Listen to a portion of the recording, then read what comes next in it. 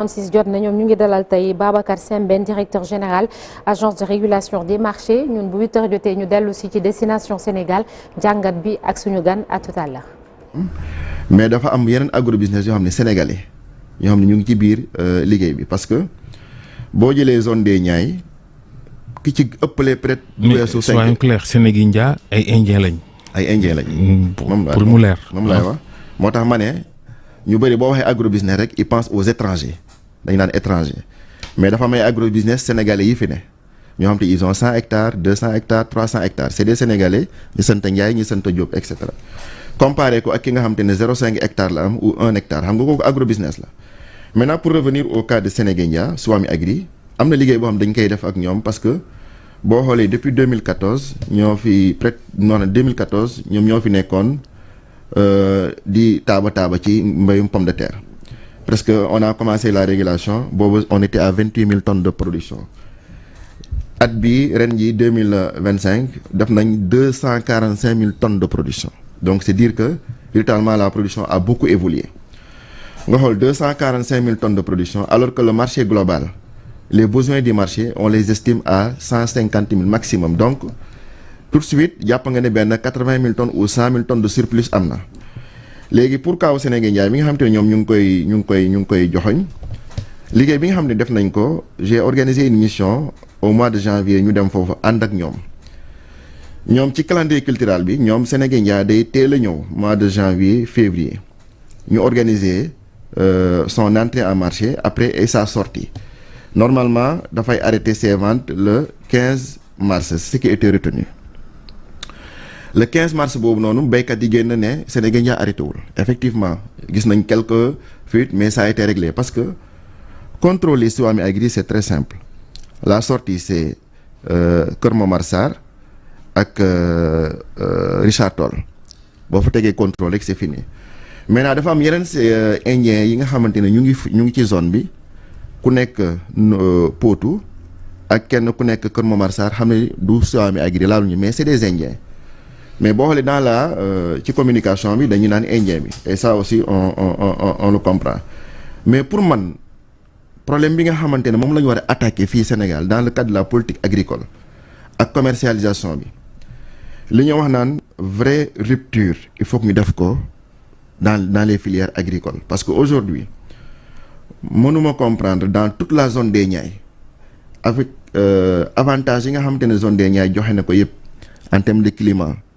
capacité de production et cetera ñuy béy amul benn capacité de stockage et de conservation de produits agricoles je pense que ça loolu dafa nekk loo xamante ne gouvernement bees bi je pense ils l'ont très bien compris te am na jéego yu bari yoo xamante ne ñu ngi koy def pour aider à ce que loolu aussi ñu. mais yéen comme yéen nee nga dugal ngeen ñaata milliards pour campagne bi nga xamante ne moo tax ba production bi macha allah ñu koy rafetlu. est-ce que yéen aussi waru leen woon teg ay mesures ci wàllum régulation ngir éviter mévente boobeek li nga xamante ne moom mooy prix yi daanu. merci ndax ku ci dugal xaalis kay war nga xaar production record. tout à fait kon nag war nga jël les devants. tout à fait. xam nga bi ñu defee effort yi au niveau production maanaam ñu subventionné parce que l'État a mis 10 milliards uniquement sur pomme de terre bi pour subventionner les semences tout de suite def nañ ay jéego ay mission décembre ak janvier dem ci terrain bi ak ministère de l'agriculture SAED et tout pour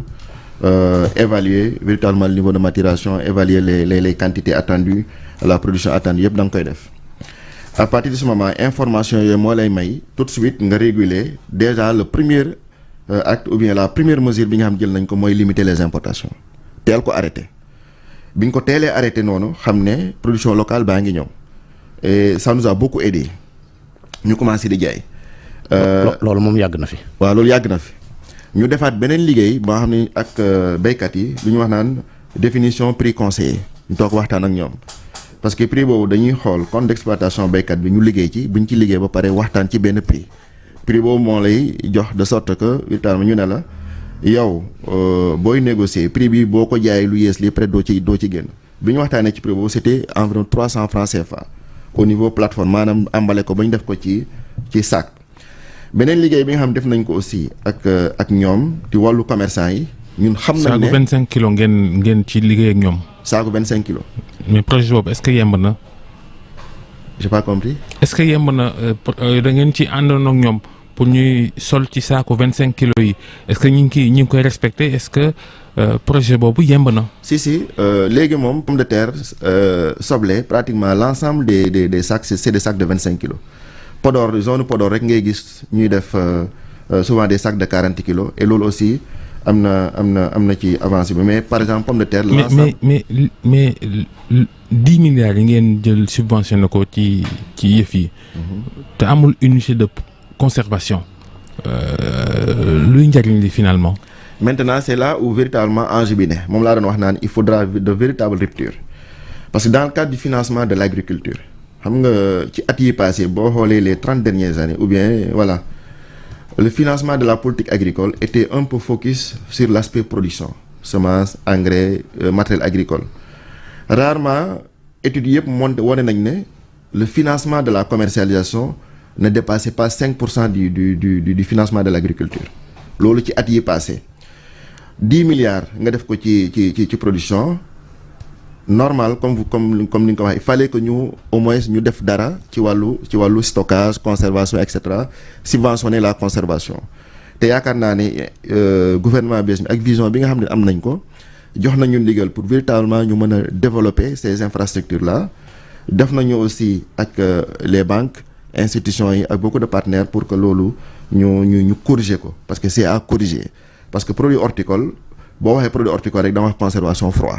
c'est différent yi nga xamante ne produit sec ou mën nga ko teg fenn à l'air ambiante ou véritablement doo soxla prête froid donc à partir de ce moment je pense que liggéey bi nga xamante ne moo gën a jàmp ak baykat yi naka la ñu mën a def de sorte que organisation bi ñu gën ko yemal au niveau même des producteurs parce que damay wax souvent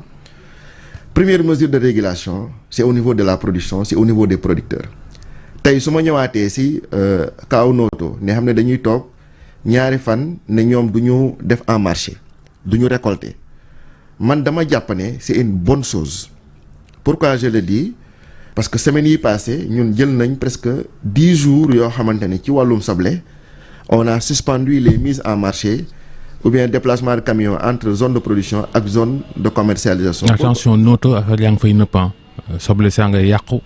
pomme de terre bi waxi noppi. waaw moom laay wax. pomme de terre bi ak soble bi instant présentement ñoom bu ñu toogee 2 jours dama ne defuñu ci marché bi pourquoi parce que ñoom dañu wax ne prix yi baaxul prix dafa wàcc waxuñ ne def yëf yaa ngi da nga ne prix dafa wàcc léegi boo limiter les mises en marché ça va permettre de relever un peu le niveau des prix def nañ ko ci soble ba démb la ñu reprendre les mises en marché bi ñuy def mesure de suspension bi sac bi demoon na ba 3000 francs boo demee Potou tey bi ñu reprendre démb sac bi yéeg na 5000 francs xam nga c'est dire que suspension boobu ñu def